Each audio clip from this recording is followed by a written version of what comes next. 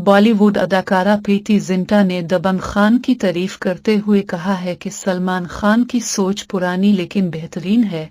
वो हमेशा ख्याल रखते हैं ऐसी फिल्म बनाई जाए जो फैमिली के साथ बैठकर देखी जा सके।